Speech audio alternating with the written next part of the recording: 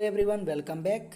आज की क्लास में हम एक नया टॉपिक पढ़ेंगे जिसका नाम है मादा प्रजनन चक्र, जिसे दूसरे नाम से भी जाना जाता है ऋतु स्त्राव, है ना। ऋतु स्त्राव चक्र के नाम से भी जाना जाता है। आइए हम इसके बारे में पढ़ लेते हैं। प्रत्येक स्त्री की जो प्रजनन काल होती है वह 12 वर्ष से लेकर 13 वर्ष की उम्र में आ जाती है और 40 से लेकर 45 तक की उम्र तक होती है।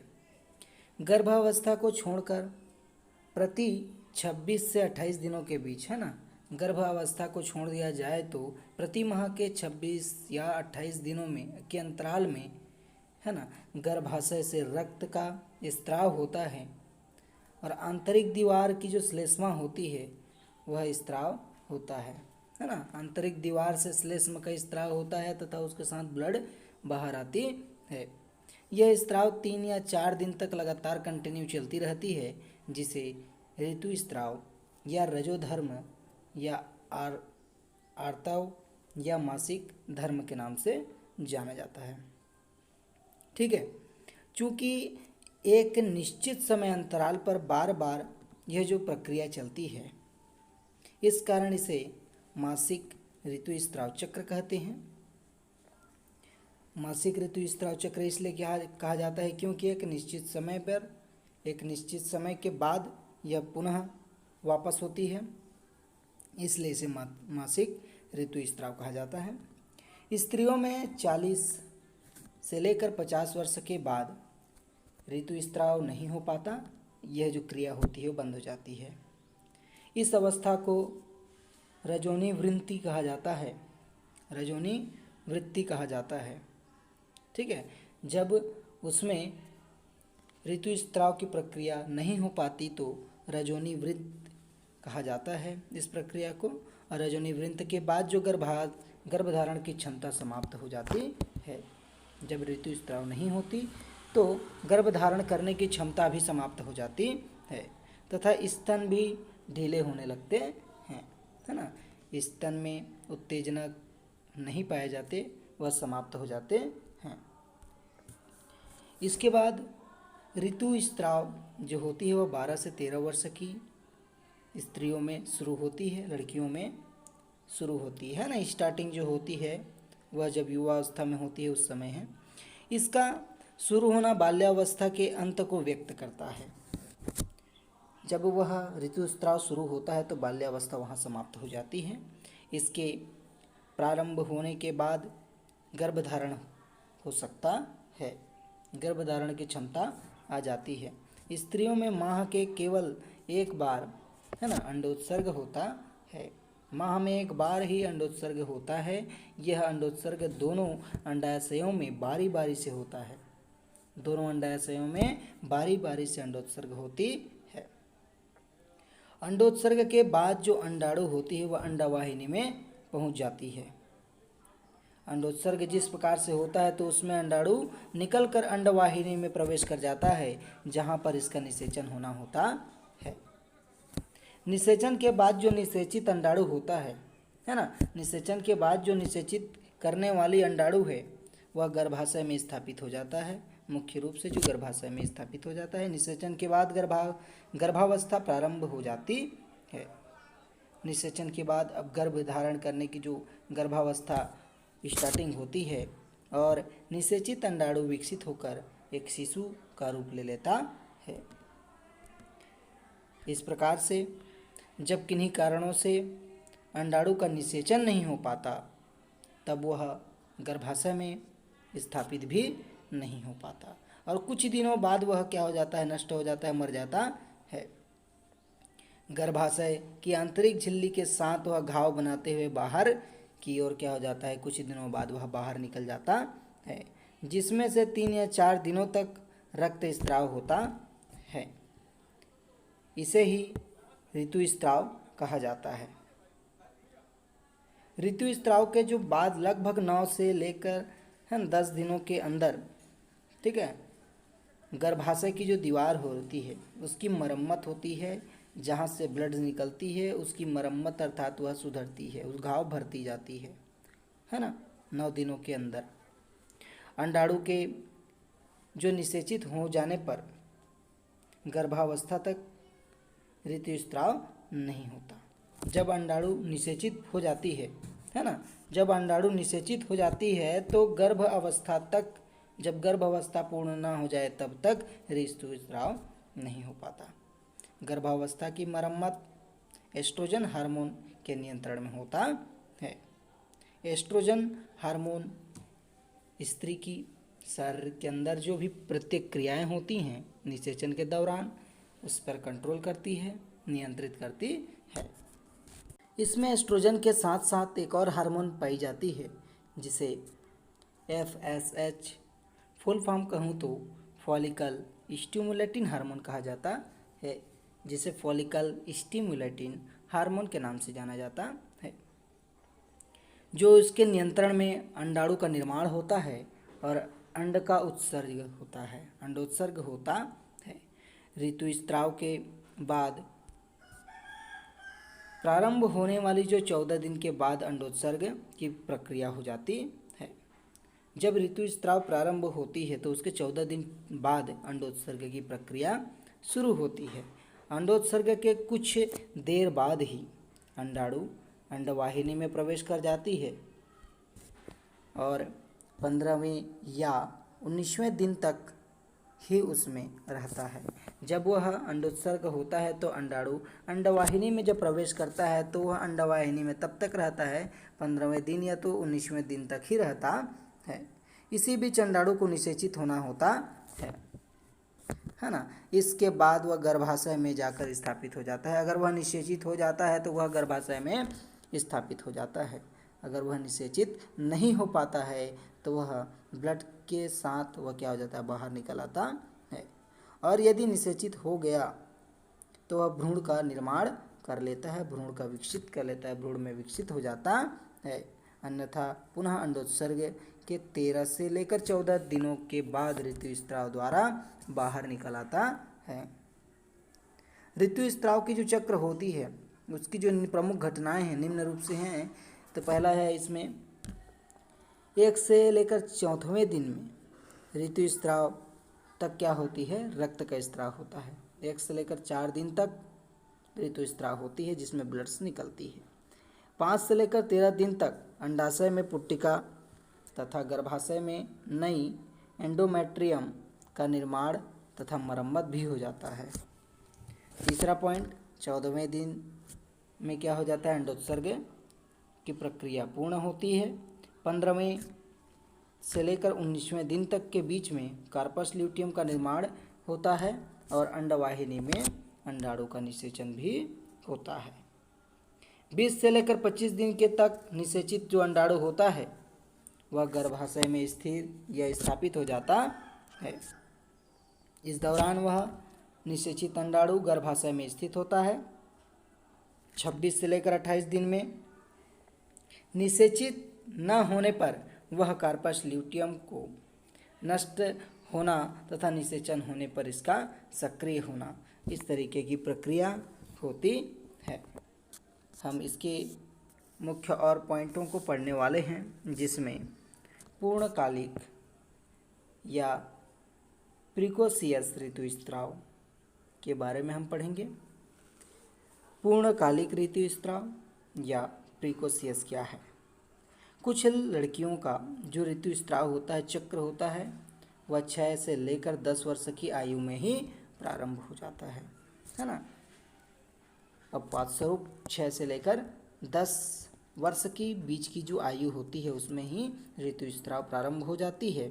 ऐसी दशा में जो होती है उसे क्या कहते हैं, प्रिकोसियस ऋतुस्राव कहा जाता है। सामान्यतः यह 16 से या 15 से 16 के बीच में या 13 से 16 के बीच में होनी चाहिए। ऐसी स्थिति में उसी समय द्वितीयक लैंगिक लक्षणों का विकास हो जाता है। जब उसमें ऋतुस्राव होने लगता है तो उसमें लैंगिक लक्षणों का भी विकास हो जाता है। इस ऋतुस्राव के साथ ही मुख्य रूप से स्राव होना भी आवश्यक है। जब उसमें लैंगिक लक्षण विकसित होंगे तो स्राव होना भी आवश्यक हो जाता है। इसकी चिकित्सकीय जांच कर ली जानी चाहिए कि योनि मार्ग से स्रावित रक्त किसी गहरी चोट, रगड़ या किसी संग्रहण के कारण तो नहीं है। जब योनि मार्ग से ब्लड निकलती है तो उसे चिकित्सालय में जाकर जांच करा लेनी चाहिए, क्योंकि वह कम उम्र में यह प्रक्रिया जब होती है तो कोई गहरी चोट हो सकती है या रगड़ के कारण हो सकती है या किसी संक्रामक रोग के कारण भी हो सकती है। यदि इन कारणों में से कोई कारण नहीं है तो उसे पूर्वकालिक ऋतुस्राव मान लिया जाना चाहिए। ठीक है, अगर ऐसी कोई संभावना नहीं है चिकित्सालय में जांच कराने के बाद भी, तो उस प्रक्रिया को पूर्वकालिक ऋतुस्राव कहा जाएगा। पूर्वकालिक ऋतुस्राव में द्वितीय लैंगिक लक्षणों के साथ साथ लेबिया माइनोरा के चारों तरफ मांसल जो पार्ट्स होता है, जो स्तर होता है, उसका जमा हो जाता है। अब अगली परिस्थिति हम पढ़ते हैं कि गर्भधारण की जो उपयुक्त परिस्थितियां कैसे होनी चाहिए, है ना। गर्भधारण करने के लिए उपयुक्त जो परिस्थिति कैसे मौजूद होनी चाहिए, उसके लिए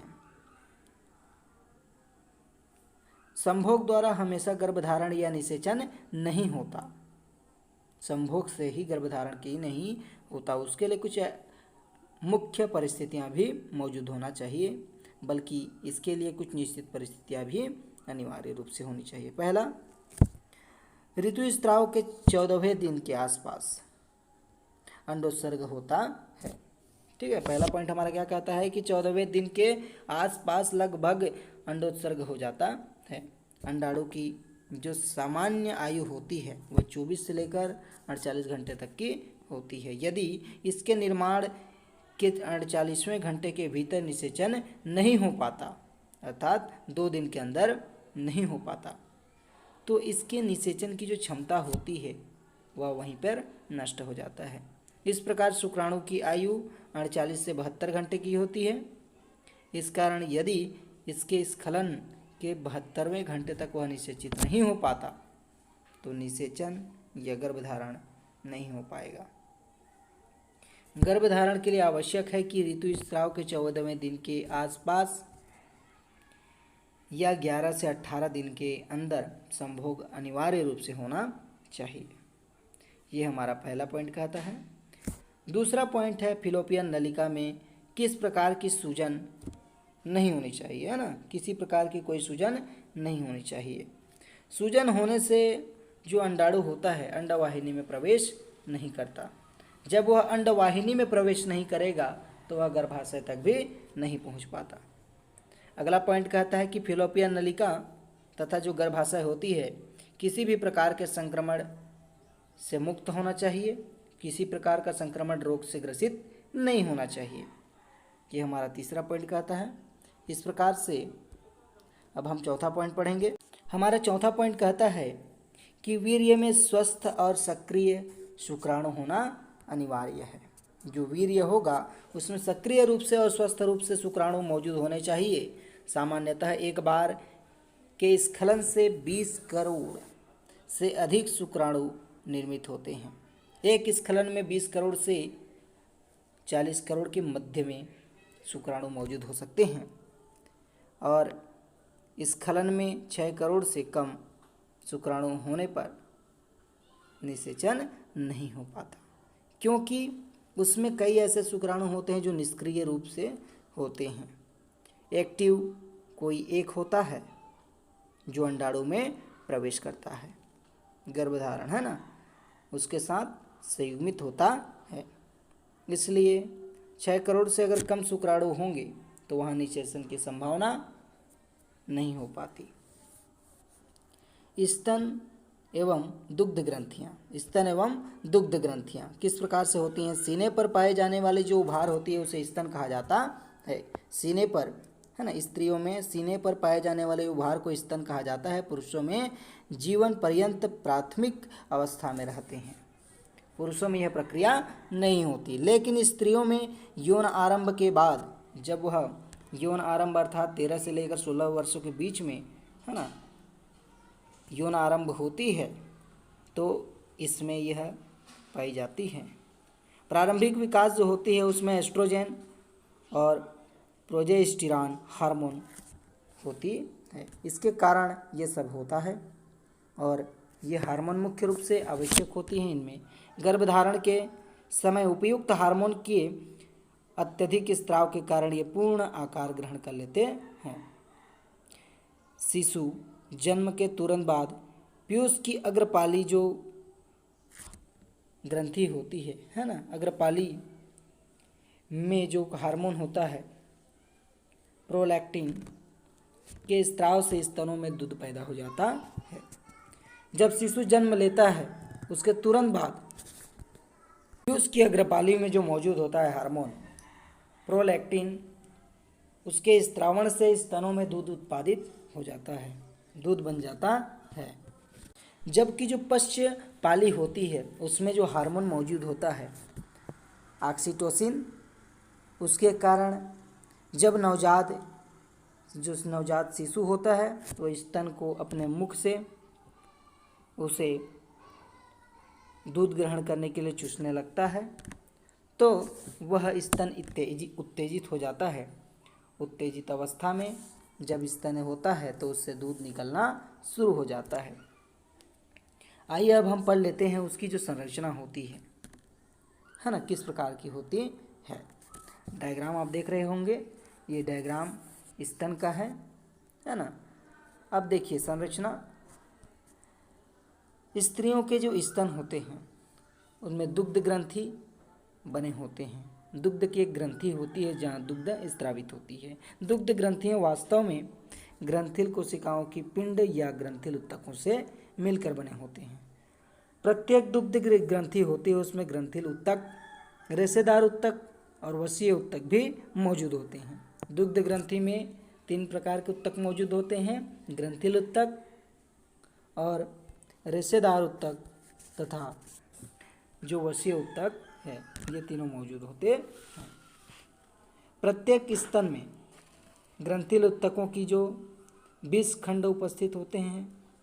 प्रत्येक खंड कई खंडिकाओं में बने होते हैं, ठीक है। और ये खंडिकाएं कुपिकाओं में के गुच्छों से मिलकर बने होते हैं। कुपिकाओं की जो गुच्छे होते हैं है ना, कुपिकाओं के जो गुच्छे होते हैं वे खंडिकाओं में जाकर खुलती हैं। अर्थात प्रत्येक स्तन में ग्रंथिल जो उत्तक होता है वह 20 खंडों में मौजूद होती है। प्रत्येक खंड जो होती है वह खंडिका से बनी होती है तथा प्रत्येक खंडिकाएं कुपिकाओं के गुच्छों से मिलकर बनी होती हैं। और जो कुपिकाएं होती हैं उसके जो गुच्छे होते हैं वे खंडिकाओं में जाकर खुलती हैं। ये खंडिकाएं अर्थात छोटी ग्रंथिल मिलकर बड़े स्त्रावी कोटर बनाती हैं, अर्थात बड़ी ग्रंथि का मौजूद करते हैं बनाते हैं। इन कोटर में दुग्ध को एकत्रित कर लिया जाता है। इन बड़े से ग्रंथि में दुग्ध को एकत्रित किया जाता है। ये कोटर सक्रिय नलिकाओं द्वारा स्तन की कुंडी या चूचक की त्वचा पर खुलते हैं। ये जो सक्रिय नली होती है वह स्तन की जो सामने चूचक पाई जाती है या निप्पल पाई जाती है ना, उसकी त्वचा पर जाकर खुलती है। रेशेदार उत्तक जो ग्रंथिल उत्तक तथा नलिकाओं को सहारा देती है। रेशेदार उत्तक ग्रंथिल उत्तकों तथा जो नलिकाओं को सहारा प्रदान करती है, जबकि वसीय उत्तक ग्रंथियाओं की सहायता से पिंडों के बीच उपस्थित रहकर स्तनों को आधार तथा आकार प्रदान करती है ना। वसीय उत्तक वह उसे आकार प्रदान करती है और ग्रंथिल तथा जो खंडों के बीच उपस्थित होता है, जो स्तन के बीचों बीच स्थित होता है और इसके चारों एरियोल कणिकाएं पाई जाती हैं। इसकी चारों ओर एरियोल तथा कणिकाएं पाई जाती हैं। एरियोल की जो सतह पर अनेक सीबेसियस ग्रंथियां मौजूद होती हैं, है ना। एरियोल्स के चारों तरफ सीबेसियस ग्रंथियां मौजूद होती हैं जिसे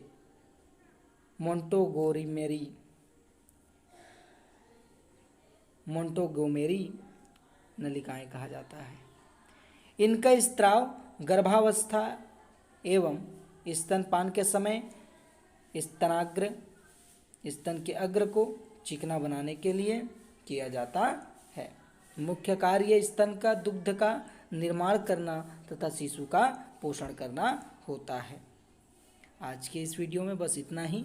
अगले वीडियो में हम अगला पॉइंट पढ़ेंगे।